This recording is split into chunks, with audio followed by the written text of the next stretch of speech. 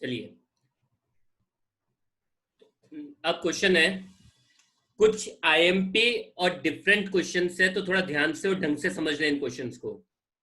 ठीक है, तो जितने भी आईएमपी एग्जांपल्स हैं जो मेरे हिसाब से थोड़े डिफरेंट है, वो सारे एग्जांपल्स एक बार मैं दिखा रहा हूं, क्योंकि एक्चुअली एक छोटी सी मिस्टेक हमारे से प्रोजेक्ट प्लानिंग हुई थी and I don't want to repeat that.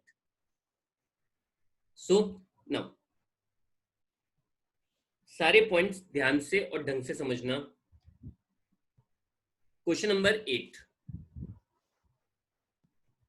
PQR Limited have imported a machine from USA. From the following particulars, compute the assessable value for the purpose of custom duty payable.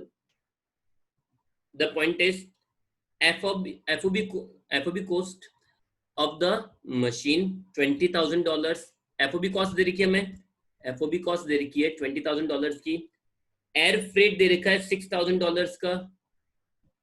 engineering and designing charges paid to a firm in USA add होंगे या नहीं होंगे? engineering and design charges paid to a firm in USA add होंगे या नहीं होंगे?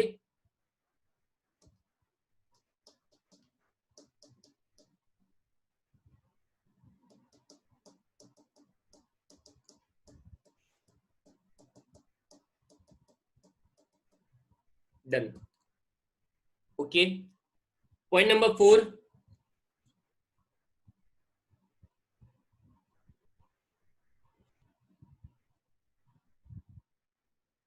ठीक है, ये ऐड होंगे। Next license fees relating to imported goods payable by the buyer as a condition of sale. License fees relating to imported goods payable by the buyer as a condition of sale add होंगे या नहीं होंगे?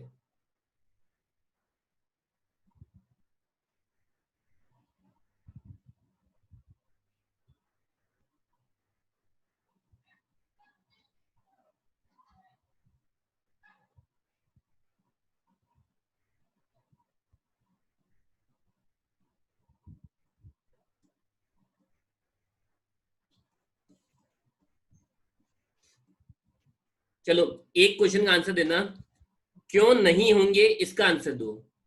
ये add क्यों नहीं होंगे इसका answer दो।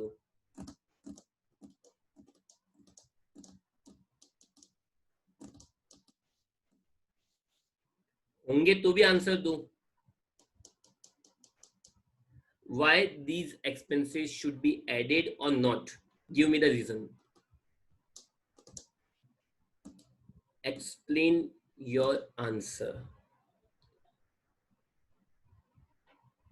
Where it is given it is paid in India, and I always said paid in India add होते हैं,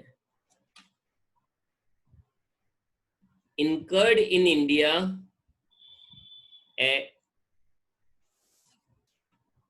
incurred in India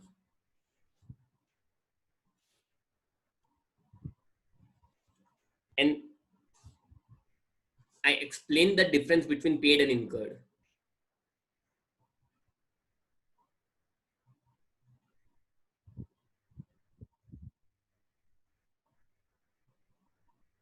If any expenses which is paid in India will be added, just consider where it were incurred. आपको जो ध्यान रखना है वो ध्यान रखना है incurred. incurred अब्रॉड ऐड होंगे, चाहे पेड इन इंडिया हो या पेड इन अब्रॉड हो, और paid incurred in India ignore, and this was the base. The point is, listen point carefully. License fees relating to imported goods payable by the buyer. चलो, सबसे main word तो ये आया जिसने आपको पूरा कंफ्यूज कर दिया। Payable by the buyer. Buyer मतलब कौन हो गया? इंपोर्टर। मेरी बात ध्यान से सुनना, एक क्वेश्चन का आंसर दो। ये जो ऊपर के एक्सपेंसेस है, ये $20,000 या $6,000 या ये $1,000, वो कौन पे करने वाला था? एक्सपोर्टर पे करने वाला था क्या? वो कौन सा एक्सपोर्टर पे करने वाला था? ये भी तो इंपोर्टर, जो भी खर्चे होंगे इंपोर्टर ही तो पे करेगा। एक्सपोर्टर तो वैसे भी क्यों पे करेगा? और अगर वो पे भी करता तो रिकवर तो आपसे करेगा। मतलब फाइनली पे तो आपको ही करना है ना, अल्टीमेटली पेमेंट तो आपको करना है। चलो, license fees related related to imported goods. आपने जो गुड्स इंपोर्ट किया है उसकी लाइसेंस फीस है, ठीक है? मतलब उसके लिए आपको लाइसेंस लेना पड़ेगा, और ये उसकी सेल की कंडीशन में था।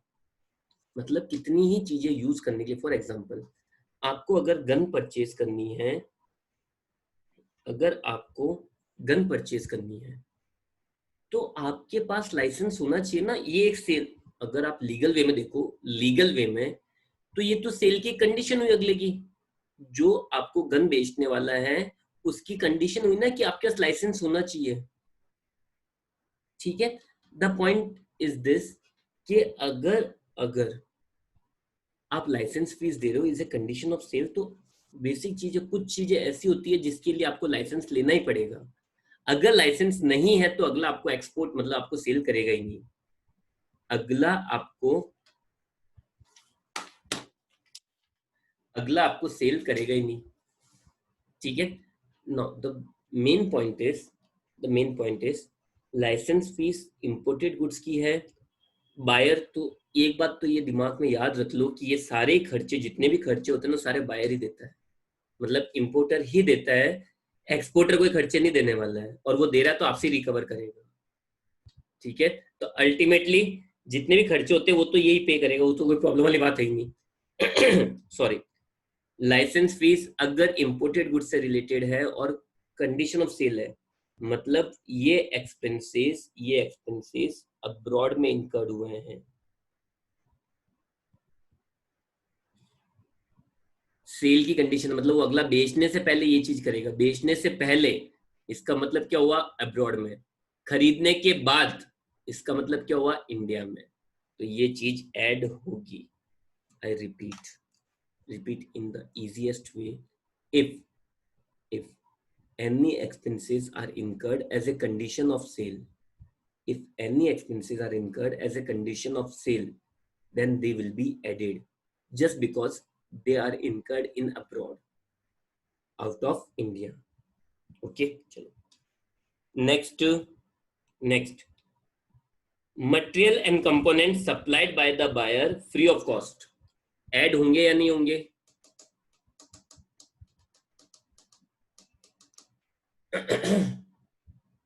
Material and components supplied by the buyer free of cost,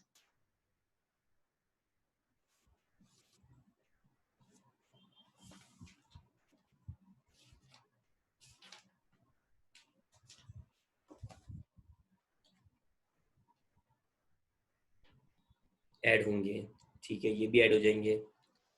इसके बाद में buying commission paid by buyer to his agent in USA. तो ये तो हमने क्लियर कर ही रखा है, रट्टा मार रखा है कि बाइंग कमीशन कभी भी ऐड नहीं होता है। बाइंग कमीशन कभी भी ऐड नहीं होगा। Okay, done. इसके बाद में आपको एक्सचेंज रेट्स दे रखी है, एक्सचेंज रेट्स दे रखी है। क्या क्या? Interbank exchange rate as arrived by the authorized dealer or CBIC had notified for section 14 of the custom at 1962, exchange rate 70.25। तो हम तो ऐसे बोर्ड की रेट लेते हैं, तो बोर्ड की रेट कितनी है? 70.25। This was the example number 8, chapter number 6। यश, ये एग्जांपल नंबर 8 था चैप्टर नंबर 6 का। Okay,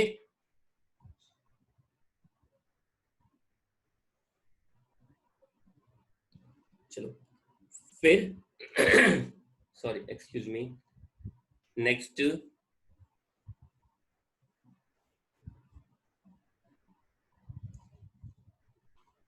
importer paid demerit charges for delay in clearing the machine from airport. demerit charges add होंगे या नहीं?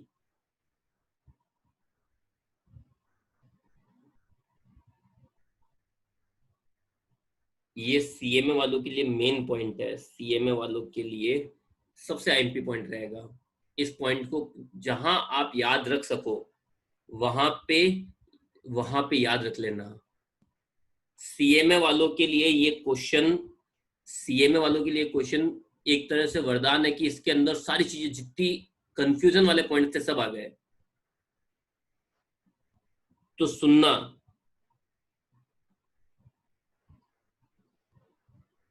डीमरेज चार्जेस अगर शिप है और अदर,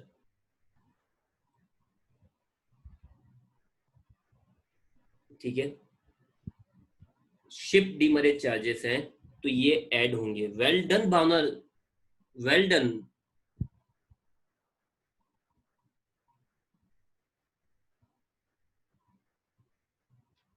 ठीक है, तो देखो डीमरेज चार्जेस अगर शिप से रिलेटेड है तो ऐड होंगे, बट अदर है तो उनको हम लोग इग्नोर करेंगे। केवल शिप डीमरेज चार्जेस, हमने नोट्स में भी क्या लिखा था?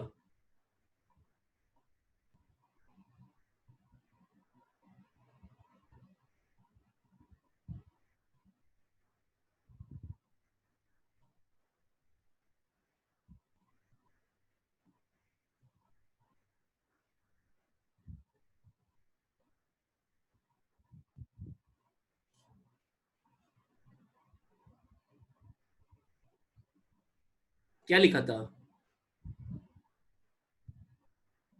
वर्ड क्या था? Ship demurrage charges. Ship demurrage है तो सीआईएफ में ऐड होते हैं। शिप डीमरेज चार्जेस हैं तो सीआईएफ में ऐड होते हैं। क्या ये शिप डीमरेज चार्जेस हैं?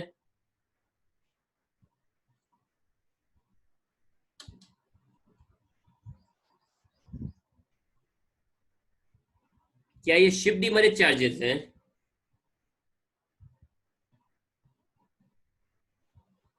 एयरपोर्ट है, ये है एयर डीमरेज,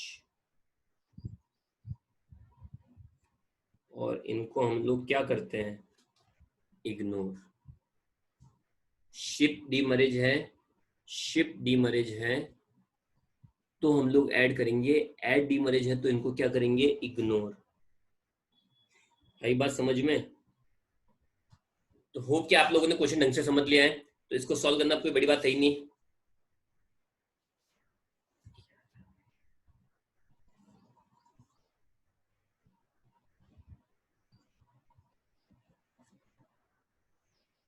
तो देखो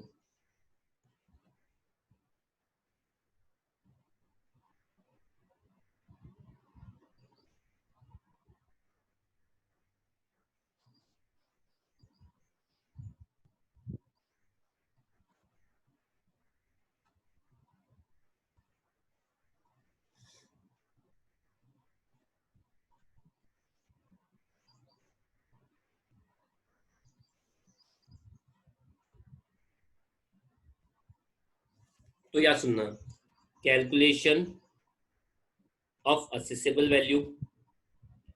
तो पहले तो हमें नेट एफओबी निकालनी पड़ेगी ना। पहले हमें क्या निकालनी पड़ेगी? Net FOB.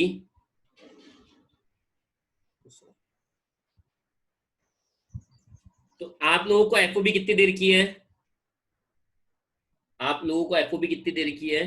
$20,000। फिर इंजीनियरिंग चार्जेस ऐड होंगे,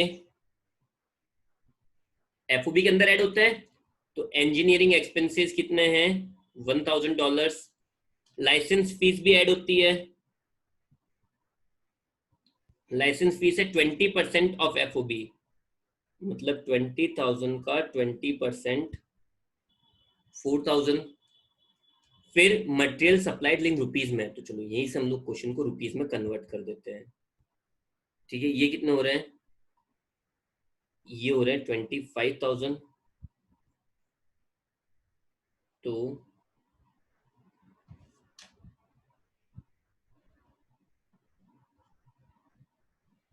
20,000 और कन्वर्जन रेट क्या लेंगे? बोर्ड ने नोटिफाई किए जो विच इज 70.25। ठीक है, तो सॉरी ये 25,000 है, सॉरी 25,000 इंटू 70.25, 17,56,250। ठीक है, एड मटेरियल सप्लाइड कितने का था? 40,000 का, और ये आ गई आपके net FOB 17,96,250। Add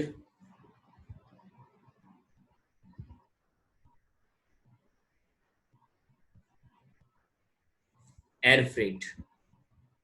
air freight कितना है? तो एयर फ्रेट है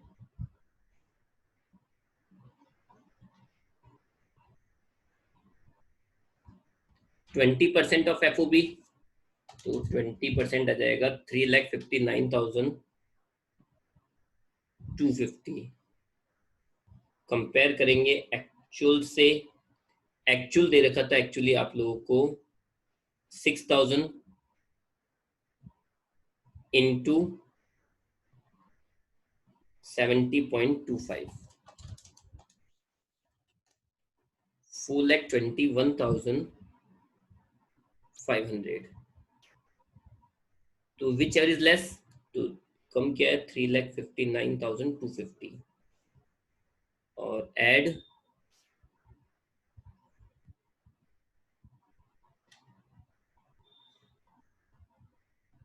इंश्योरेंस। इंश्योरेंस कितना दे रखा है? इंश्योरेंस दे रखा है 12,000 रुपीज, डायरेक्ट रुपीज में दे रखा है, तो रुपीज में आ जाएगा एज इट इज ही, और सीधे आ जाएगी CIF, और उसी को हम लोग क्या बोल देंगे? Accessible value. तो ये हो जाएगा आप लोगों के 17,96,250, 21,67,500। One of the better question जो आप लोगों की बुक में है। आई होप कि काफी सारे पॉइंट्स आपके क्लियर होंगे इस क्वेश्चन के थ्रू। ठीक है,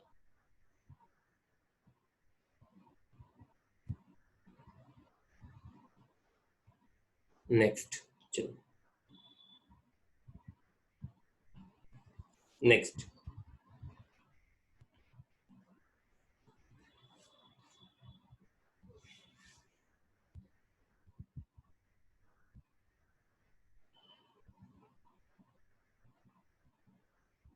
क्वेश्चन देखना। Messrs Dhamani and sons has imported a machine from London. ठीक है, FOB वैल्यू दे रखी है 7,200 पाउंड्स। अदर इंफॉर्मेशन गिवन है, एयर फ्रेट तो कंपेयर करना पड़ेगा, इंश्योरेंस तो एक्चुअल ले लेंगे,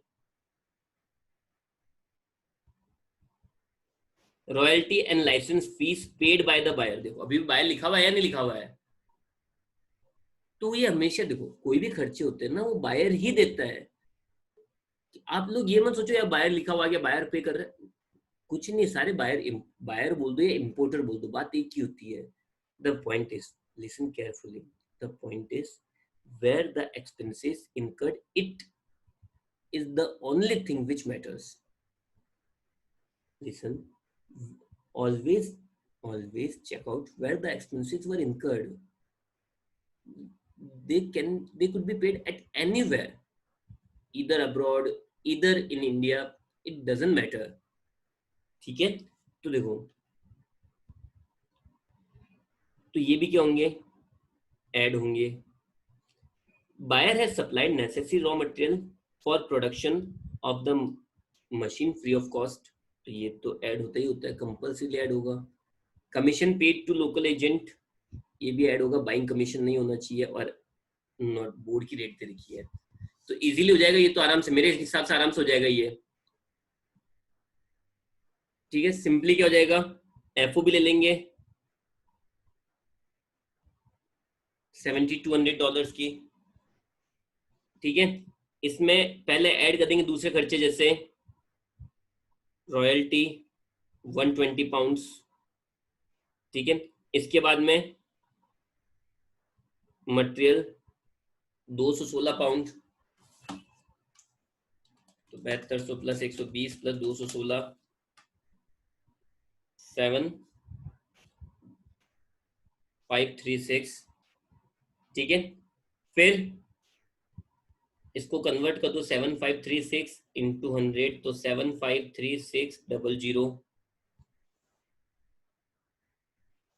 ठीक है, इसके बाद में जो कमीशन दिया है 1200 का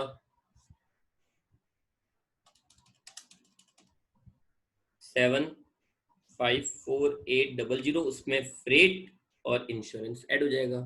फ्रेट को कंपेयर करके और इंश्योरेंस एज इट इज हो जाएगा आराम से. यस और no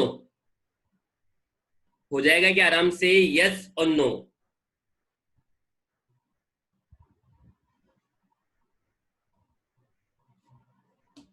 take an screenshot, take a screenshot.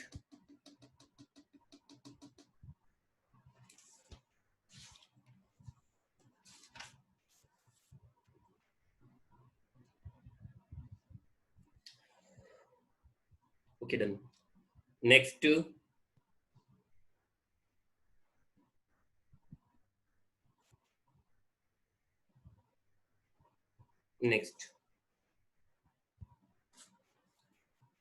an Indian importer has imported 50 machines from America at the rate of 400 per dollar. चलो ये मेरी बात सुनना, ये क्वेश्चन आपके सामने पूरा का पूरा ही.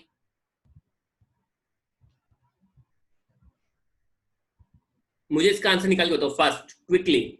आप लोग इसका आंसर निकाल के बताओ क्विकली.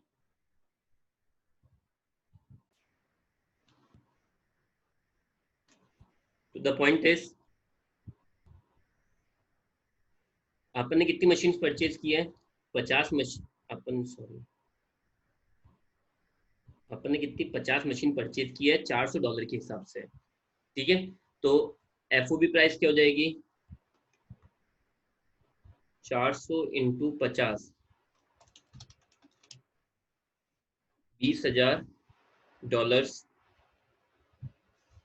ठीक है, पैकिंग चार्जेस एफओबी में ऐड होंगे $16 पर मशीन. तो मशीन कितनी, 50 into 16, 800. Brokerage excluding buying commission है, तो ये भी ऐड होगा, ब्रोकरेज $200.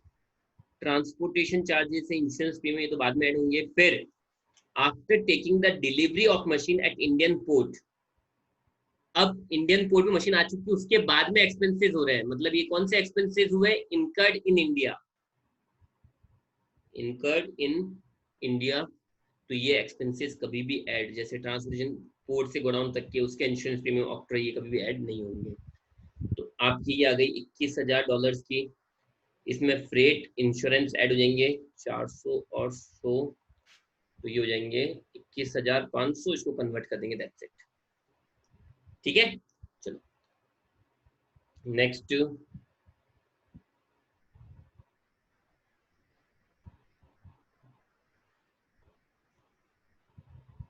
नेक्स्ट,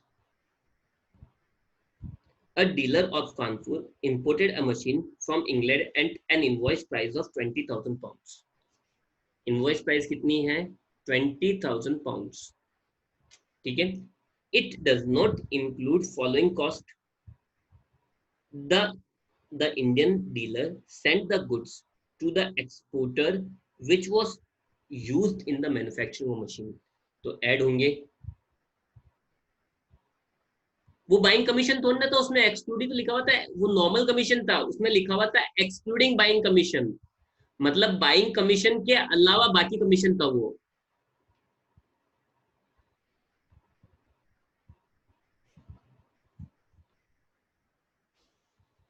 चलो वापस देखना। The Indian dealer send the goods to the exporter which was use in the manufacturing of machine, add होगा। Design and development expenses incurred outside India, add होंगे। पैकिंग चार्जेस ऐड होंगे।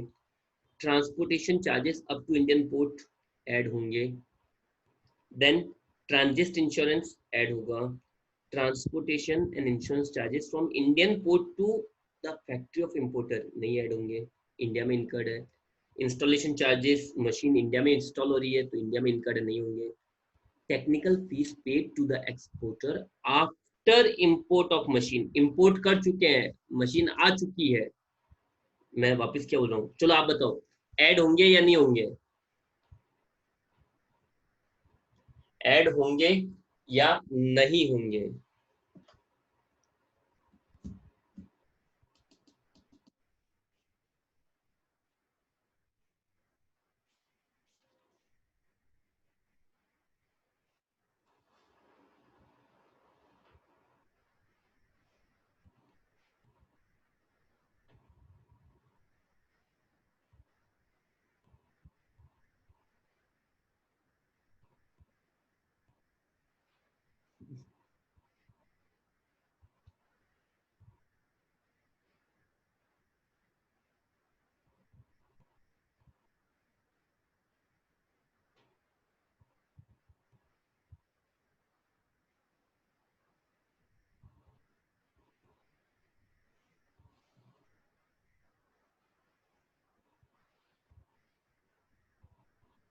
वापस देखो, after importation, import हो चुकी machine, machine India में आ चुकी है, मतलब ये एक्सपेंसेस कहाँ पे इनकर्ड हुए?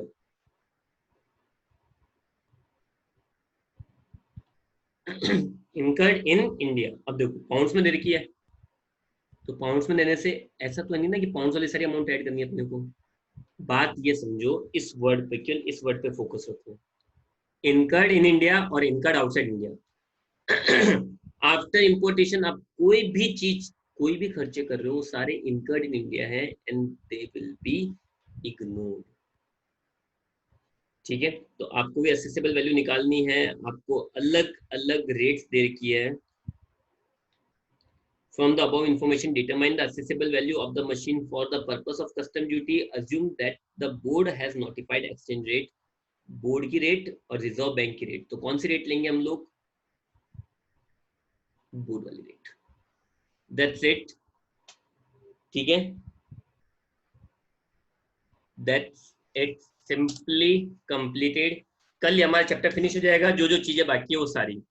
एक बार चैप्टर नंबर 6 के जितने भी क्वेश्चंस हैं, चैप्टर नंबर 6 सारे क्वेश्चन एक बार ट्राई कर लेना, जो नहीं आएंगे वो मैं करवा दूंगा आप लोगों को।